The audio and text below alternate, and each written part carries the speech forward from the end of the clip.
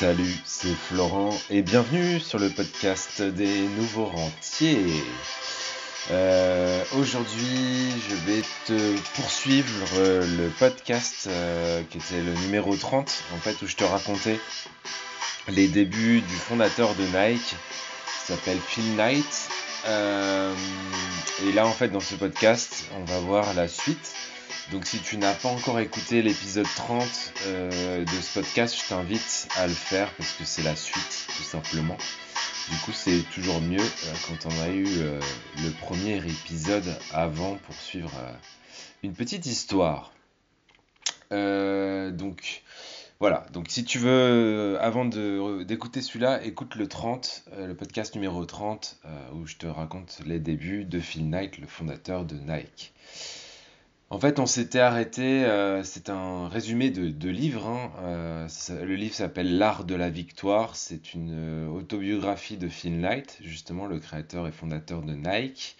Et dans le premier épisode, on s'était arrêté à peu près à la moitié du livre. La moitié du livre, c'était au moment où en fait il commençait seulement à créer Nike et son logo, toute l'histoire autour de la création de son logo. Donc je vais aujourd'hui te résumer très brièvement la deuxième partie de ce bouquin.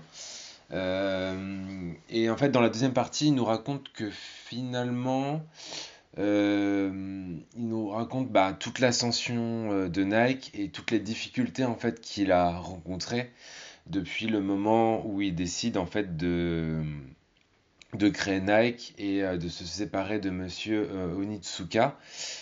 Qui deviendra par la suite ASICS. Donc en fait, il faut savoir vraiment que le fondateur de Nike a vendu des ASICS pendant presque 8 ans. Donc déjà rien que ça, c'est un truc de fou. Et donc la deuxième partie de ce bouquin est beaucoup axée sur les difficultés qu'il a eues pour continuer. Et crois-moi, il y en a vraiment eu un paquet et on se demande comment il a réussi à survivre à toutes ces difficultés.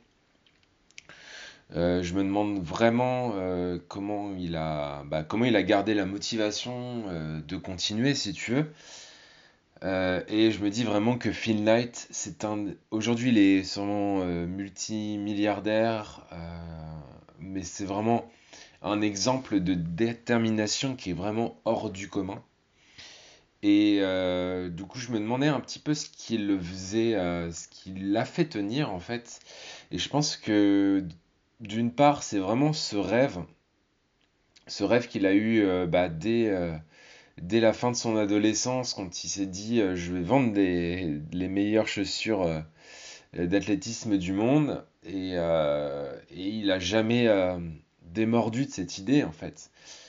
Et la deuxième partie, je pense qu'il a fait tenir, c'est vraiment son entourage, le fait d'avoir des gens autour de lui sur qui il pouvait compter. Il dit à un moment en fait qu'il a jamais pensé finalement qu'il deviendrait milliardaire avec Nike. En fait, il faisait tout simplement les choses et il résolvait simplement tous les problèmes qu'il pouvait rencontrer dans sa société les uns après les autres. Par exemple, il y a un moment, il y a sa banque américaine qui l'a lâché. C'était un moment où il devait payer 1 million de dollars à sa deuxième banque, qui était une sorte de fonds d'investissement japonais. Et ce moment où il a dû sortir ce 1 million de dollars pour payer cette banque japonaise, sa banque américaine n'a pas voulu payer le chèque. Il ne voulait plus en fait à ce moment-là lui prêter le moindre centime. Et la banque aurait même apparemment prévenu le FBI pour fraude. Donc t'imagines, c'était un moment où il bossait tous les jours comme jamais, peut-être nous on pourra le faire de notre vie. Et sur une simple décision finalement d'un haut placé d'une banque, donc ce haut placé, bien sûr il ne l'avait jamais vu de sa vie, donc il pouvait même pas se défendre. Et cette décision de ce haut placé, boum, tout s'écroule du jour au lendemain. Heureusement, il avait déjà diversifié et il travaillait déjà donc avec ce fonds, cette sorte de fonds d'investissement japonais dont j'ai oublié le nom. Et en fait, à ce moment-là, je pense qu'il a eu vraiment la bonne réaction, c'est-à-dire qu'il a pris son courage à deux mains, il a avoué sa faiblesse, sa plus grosse faiblesse actuelle, donc c'était de pouvoir avoir de trésorerie en fait. à son interlocuteur de l'époque de son investissement. Et en fait, suite à ça, il a presque pas dormi pendant plusieurs jours, il nous raconte ça dans le bouquin. Et ce qui s'est passé, en fait, c'est que les Japonais, ils sont venus dans sa société pour analyser tous ses comptes de société. Donc Phil Knight, en plus de leur cacher ses problèmes de trésorerie, à l'époque, leur avait caché qu'il avait carrément acheté une usine, je crois que c'est une usine d'assemblage aux États-Unis. Donc les Japonais découvrent deux choses. Découvrent qu'ils doivent déjà lui prêter 1 million de dollars, en plus de ce qu'ils lui prêtent déjà. Et en plus, ils doivent encaisser un petit peu tous les petits trucs cachés par Phil Knight, dont cet achat de société qu'il a maquillé à l'époque en fait sur un besoin de trésorerie. Sans donner finalement leur avis sur tout ça, après avoir épluché les comptes, les Japonais en fait sont allés voir la banque avec le patron de Nike. Et donc le patron, Buck, Phil Knight, son surnom c'est Buck, hein, Buck ne connaissait même pas en fait à ce moment-là leur décision. Et là, en fait, il s'est passé vraiment un retournement. Et c'est là où je dis qu'il a pris la bonne décision. C'est que les Japonais disent au patron de la banque qu'ils sont stupides, tout simplement, à la japonaise, et ils s'en vont. Et en fait, ça, c'est un peu le salut pour Buck, parce que ça veut dire qu'il va avoir cet appel d'air d'1 million, que les Japonais lui pardonnent, et qu'il va pouvoir respirer quelques jours et continuer, et avoir le temps de trouver une autre banque parce que au-delà de payer la banque, il fallait bien sûr payer ses salariés. Les personnes de l'usine commençaient à menacer de faire grève, etc. parce que leur chèque avait été refusé justement à la banque. Tout ça, ça lui a donné son appel d'air qui lui a permis de reprendre finalement le travail comme si de rien n'était, si ce n'est qu'il y a eu, à mon avis, beaucoup de stress, très peu d'heures de sommeil. Et ouais, c'était hyper compliqué, il nous le raconte dans le bouquin, à gérer. Donc si on doit résumer un peu tout ça, tout son avenir en fait de créateur d'entreprise a tenu vraiment à plusieurs décisions de ce genre. Et il en a eu plusieurs et je pense que ça doit être horrible à vivre. Parce que ce genre de décisions en fait elles dépendent plus de nous, mais elles dépendent des autres. Là, il devait tout mettre dans la main des Japonais. Lui, il n'avait pas le million, il pouvait pas redorer, réinjecter cet argent dans sa société, il n'avait plus d'argent. Donc tout ce qu'il a pu faire à ce moment-là, c'est convaincre justement les gens qui doivent prendre ce genre de décision finalement qui vont décider de la vie ou de la mort de notre société et les convaincre de continuer finalement à travailler avec nous. Donc ça, c'est une grande partie de la deuxième partie de ce bouquin. C'est vraiment faire face à toutes les difficultés qu'il a eues.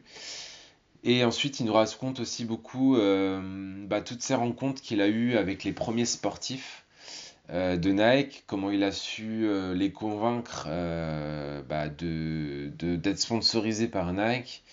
Et ça a été, c'était pas précurseur, hein, mais ça a été vraiment des moyens majeurs de communication et de marketing de Nike, d'essayer de s'entourer de grands athlètes. Et je pense que c'est toujours le cas actuellement quand on voit les grands sportifs qui sont équipés avec du Nike. Euh, et nous, en tant que particuliers, pourquoi on venait Nike finalement? Sûrement parce que nos champions en mettent et qu'on voit ça partout à la télé. Sinon, on s'en foutrait peut-être probablement de Nike. Et en fait, ils ont commencé à l'époque avec Nike, ils ont commencé avec un gars qui s'appelle Steve Prefontaine, qui était une star de l'athlétisme américain dans les années 70, que honnêtement je ne connaissais pas, et qui a tragiquement disparu dans un accident de voiture assez jeune. Et ça a vraiment été un des premiers gros sportifs à faire confiance à Nike. Il y a une grosse partie qui est dédiée à ce grand monsieur dans le bouquin. Et ensuite, il y a le basket qui est arrivé avec Michael Jordan, LeBron James, Kobe Bryant, Boris Dio. Mais aussi le golf, le tennis avec Tiger Woods, André Agassi, etc. Donc il y a vraiment des grands noms comme ça du sport qu'on connaît aujourd'hui, qu'on fait confiance à l'époque à Nike, puisque Nike était petit en fait à l'époque. C'est ça qu'il faut, c'est cela dont il faut avoir confiance. Nike était en train de grandir, mais à l'époque c'était clairement Adidas qui était devant tout le monde. Et enfin, dans le bouquin, il nous raconte ensuite l'entrée dans les méandres de la politique, avec encore une fois un énorme coup de massue. Tout simplement un mec dans un bureau aux impôts, qui se fait un peu, d'après Buck, Buck soupçonne en fait ses concurrents d'avoir initié la chose, et en fait ce mec dans le bureau lui demande 25 millions de dollars pour des raisons d'importation douanière. Donc à l'époque, d'après mes souvenirs du bouquin, ça représente environ son chiffre d'affaires annuel. Donc en fait, il se retrouve avec son propre pays qui veut couler sa propre boîte, quoi. Et ça, il le vit très très mal. Il le vit vraiment mal parce que lui, il a mis toute son âme et toute son énergie au développement de sa société. Et là, sans réfléchir, il y a quelqu'un qui lui demande un chiffre qui est complètement astronomique et qui est capable en fait de faire couler sur un claquement de doigts ces années de construction de société. Et du coup, qu'est-ce qu'il fait? Encore une fois, il se laisse pas abattre, et c'est là qu'on voit vraiment sa grande détermination. C'est qu'il commence en fait à faire du lobbying au point de vue politique, hein, pour tout simplement minimiser l'amende. Donc ça prend des années, hein. Mais en attendant, il décide déjà de ne pas payer cette amende et en attendant de faire du lobbying. À la base, il veut pas payer un centime car il trouve pas ça juste. Et Nike, c'est son bébé, et il voit pas pourquoi son propre pays veut tuer son bébé dans l'œuf. Et à force de lobbying et de négociations, il finit des années plus tard par payer dans les 7 millions de dollars de mémoire, hein. Désolé, je n'ai pas trop retenu tous les chiffres, pardon. Mais bon, tu comprends l'idée. Et il s'en remet comme ça quelques années plus tard à ne pas payer finalement les 25 millions. Mais Nike avait grandi aussi entre-temps, donc 7 millions quelques années plus tard, c'était beaucoup moins d'argent que 25 millions au début. Et ensuite, nouvelle difficulté. Ensuite, il y a un scandale dont je me souviens vaguement, parce que je pense qu'on était... Enfin, moi j'étais jeune à l'époque, et peut-être aussi toi, si tu as la trentaine et que tu m'écoutes. Euh, il y a eu un scandale sur les conditions de travail des usines chinoises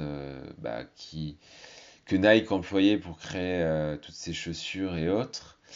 Et ça aussi, ça l'a beaucoup marqué, car en fait, il connaissait les conditions de travail avant, puisque c'est lui qui allait démarcher les usines, donc il a vu l'état dans lequel étaient les usines quand il allait les démarcher. Donc il a vu l'avant et l'après Nike. Et du coup, il considère que les journalistes ont fait leur travail, mais n'ont absolument pas parlé du avant-après. Euh, et ça, il en veut beaucoup aux journalistes, il l'a vraiment très mal vécu et très mal pris. Il raconte aussi que, en fait, à l'époque, c'est même le gouvernement chinois. Alors ça, je sais pas si c'est vrai, c'est aussi ce qu'il raconte, hein, on sait pas. Il y a forcément une part de subjectivité dans tout ça. Mais lui, il dit en fait que à l'époque, le gouvernement chinois lui a carrément dit ralentis sur les salaires parce que là, tu te retrouves à payer des ouvriers plus cher que des médecins chez nous. Et du coup, ça commence à être compliqué pour notre pays.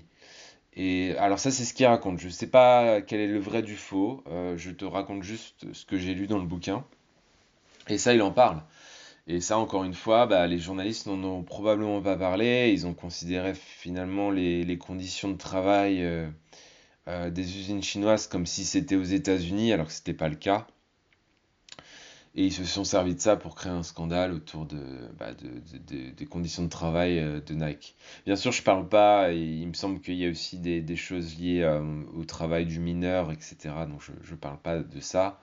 Euh, mais sur les conditions de travail, en tout cas, c'est ce qu'il raconte. Euh, Malgré ça, il a essayé quand même d'apprendre des choses de cette mauvaise expérience encore, et il admet même que ça lui a permis finalement de développer des techniques pour améliorer encore les conditions de travail, notamment les conditions de travail du caoutchouc qui étaient très compliquées à l'époque.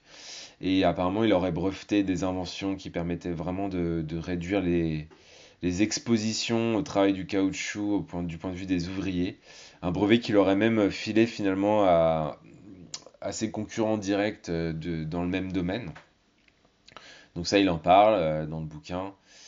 Et encore une fois, il fait face à cette difficulté. Mais je pense qu'il vit aussi les choses de moins en moins bien, parce qu'on peut encaisser des coups, mais au bout d'un moment, je pense que ça commence à faire trop. Et le bouquin, en fait, s'arrête autour de l'introduction en bourse de Nike. C'est en fait le moment où ses actions font un bond, puisque lui-même est actionnaire forcément de sa société. Donc quand il décide d'introduire Nike en bourse, ce qu'il a vraiment repoussé le plus loin possible, parce qu'il voulait rester maître de sa société, et il savait qu'à partir du moment où il introduisait Nike en bourse, il allait perdre les rênes de sa société. Et c'est un peu ce qui s'est passé, mais ça l'a fait devenir millionnaire, puis enfin milliardaire. Donc c'est une histoire qui finit bien, qui finit bien. Je vais te donner maintenant ce que je retiens finalement après t'avoir raconté cette histoire, ce que je retiens de cette deuxième partie de bouquin. C'est encore une fois vraiment, c'était le cas dans la première partie, sa détermination. Elle est vraiment hors du commun. Il y a cette idée qu'il appelle son idée folle qui arrive pendant les études. Et ensuite, dès qu'il a eu cette idée, toute sa vie a gravité vraiment autour de la création de Nike et rien n'a pu l'arrêter. Tous les problèmes, il les a vraiment balayés, non sans difficulté, mais il a quand même résolu les problèmes les uns après les autres. Et ça, c'est vraiment louable. Et je pense vraiment que ce genre de personne, on peut envier les millionnaires, mais lui, je pense qu'il a tout le mérite d'être devenu millionnaire. La plupart des gens n'auraient pas fait un quart de ce qu'il a fait dans sa vie. Tu t'en rends vraiment compte quand tu lis le bouquin. Et deuxième chose, c'est vraiment la capacité qu'il a eue à s'entourer de bonnes personnes. Dans plusieurs cas, en fait, je pense qu'il aurait vraiment pas pu s'en sortir sans le soutien de sa femme. Le soutien de ses premiers salariés qui sont devenus des amis, hein, qui étaient un peu des amis, des collègues à la base, mais qui sont vraiment devenus des amis au fur et à mesure du fait de travailler ensemble et qui sont devenus eux-mêmes son comité de direction. Ils aimaient s'appeler les butt face, c'est-à-dire face de cul en français. Et je pense que ça illustre pas mal l'ambiance de la société qui était encore petite à l'époque en mode start-up et il devait quand même bien se marrer et je pense que c'était vraiment une condition pour travailler autant, il faut aussi se marrer au travail, il faut avoir des bons moments. Si tu te tues au travail et que tu n'as que des mauvais moments, je pense que tu tiens pas, je pense qu'ils se sont aussi énormément amusés. Ensuite, il a su, en parlant de l'entourage, il a su aussi s'entourer des bons partenaires sportifs. Il a su miser sur des jeunes sportifs dès le début, parce que Nike n'avait pas les moyens tout simplement de se payer des gros sportifs, donc ils ont dû miser. Un peu comme un club de foot achèterait un espoir naissant, quoi, si tu veux. Je pense que Nike est avant tout aussi une histoire de vraiment de passionnés de sport et de chaussures. Toutes les grosses têtes et membres du comité d'entreprise avaient tous cette passion-là et il a su réunir en fait vraiment tout le monde autour de cette vision et autour de cette passion. Et enfin, je dirais probablement son leadership. Je mettrais entre guillemets malgré lui et son style de management parce que c'était dans sa, je dis malgré lui parce que c'était dans sa nature. Il a toujours laissé énormément de possibilités et de flexibilité à ses salariés et bras droit.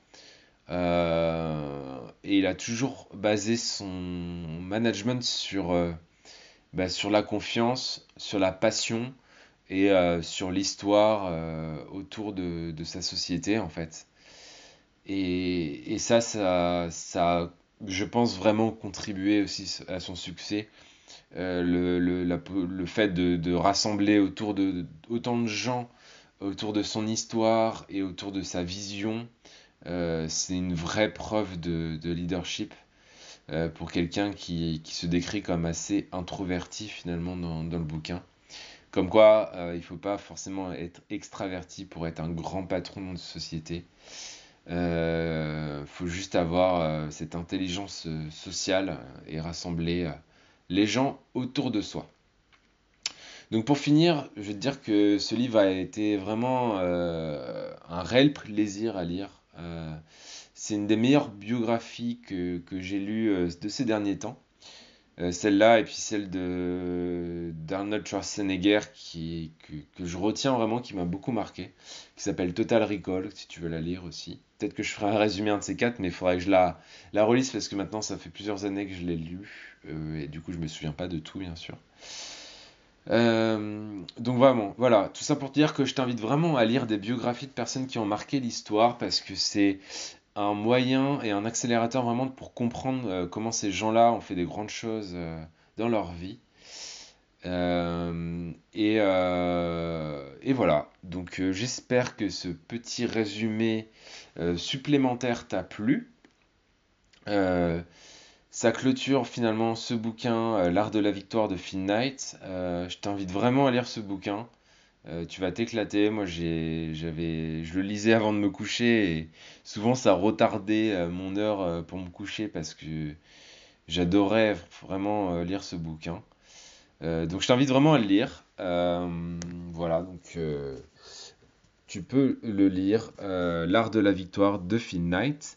Et tu peux aussi rejoindre le club des nouveaux rentiers. Donc c'est mon club privé sur lequel j'envoie un conseil par jour du lundi au vendredi autour de midi. Si tu veux rejoindre le club des nouveaux rentiers, tu cliques sur le premier lien qui est dans la description de ce podcast, tu rentres ton mail et dès demain, tu recevras le prochain conseil. Ça te permettra de louper aucun conseil. Voilà. Et bah pour une fois, ce podcast a dépassé les 20 minutes. Je crois que c'est la première fois. Si tu es encore là, merci pour ta confiance. Merci d'avoir écouté le podcast juste ici. Et n'hésite pas à parler des nouveaux rentiers autour de toi. C'est le meilleur moyen de me faire connaître. Voilà, j'ai presque plus de voix. Donc je te dis à demain et je te souhaite une bonne journée. Ciao, ciao, ciao.